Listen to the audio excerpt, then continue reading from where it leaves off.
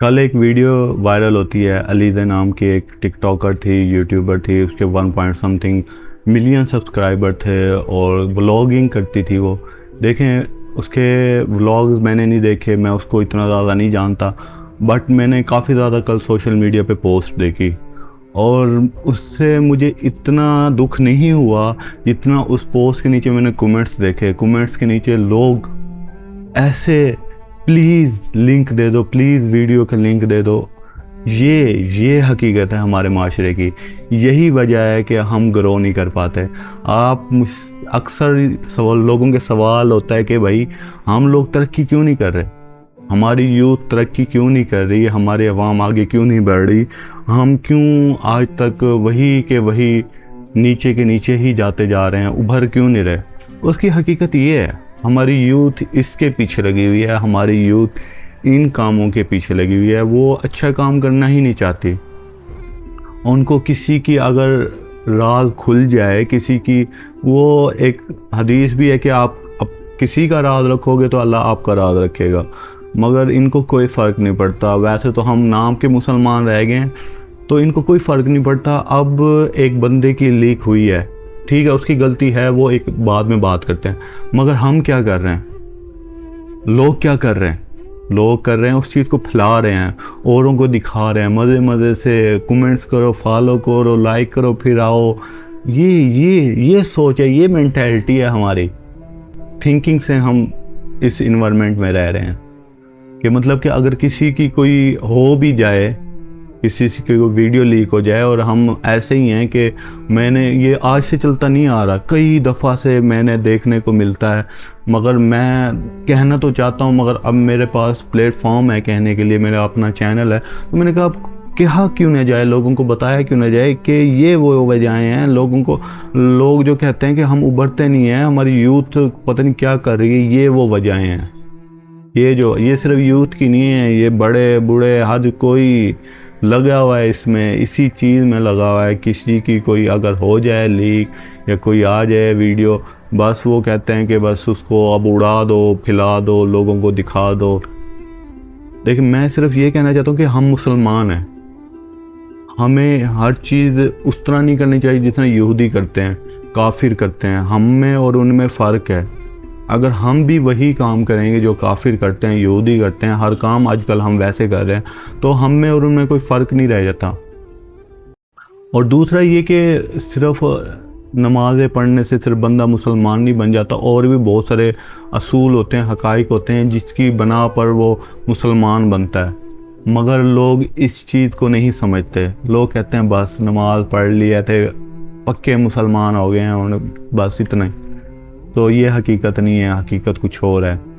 और दूसरा ये कि माशरे के ऊपर तो है ही है दुख, और दूसरा मुझे उनके ऊपर होता है, काफ़ी एक्ट्रेस, काफ़ी टिकटॉकर्स, काफ़ी यूट्यूबर्स, लड़कियों की मैं बात कर रहा हूँ, वो फेम पाने के लिए ये काम खुद भी करती हैं।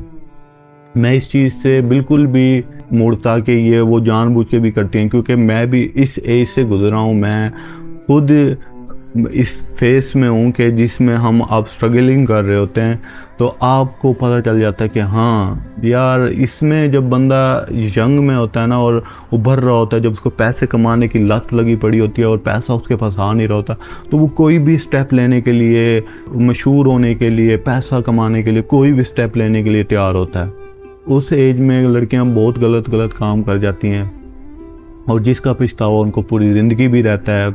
मशहूर तो हो जाती हैं, वो पैसा भी आ जाता है, फेम भी आ जाता है, मगर जो दाग लगता है उसके, उनके ज़मीर पे, जो उनके दामन पे जो दाग लगता है, वो कभी नहीं मिटता। लोग उनको हमेशा उसी स्लोगन से बुलाते हैं जो उन्होंने काम किया होता है।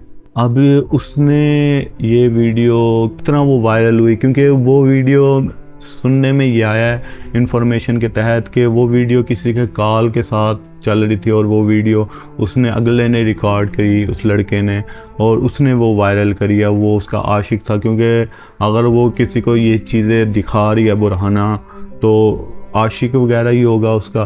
तो पहली बात तो ये कि आप खुद ये काम करो ही ना। اگر آپ یہ کام کرتے ہو تو پھر اس کو فیس بھی کرنا جانو. آپ لوگ ایسے کام کرو ہی نا جس کے اوپر تمہیں بعد میں پچھتاوا ہو. ویسے بھی آپ کا جو انٹرنیٹ ہے، آپ کا موبائل ہے، یہ بہت بڑی بہت گندی چیز ہے.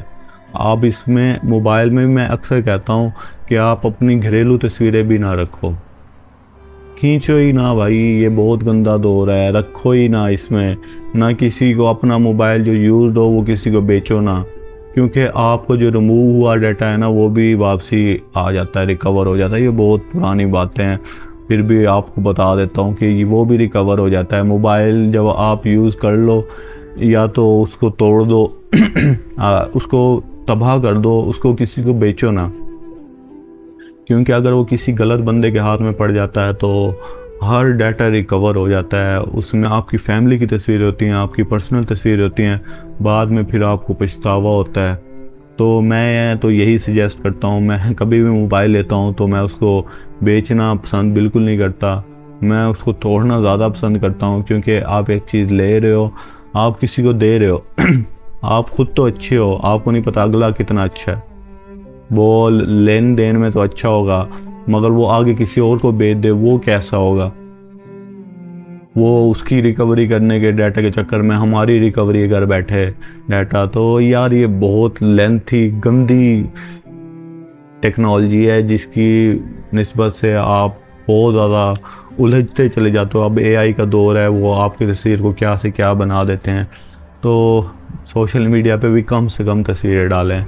میں زیادہ تر گرلز کو کہتا ہوں اس چیز کا، کیونکہ جو دور چل رہا ہے اے آئی کا یہ تباہ کر رہا ہے. تو یہی تھا کہ بس دکھ ہی ہوتا ہے کہ ہماری عوام کس سائڈ پہ جا رہی ہے.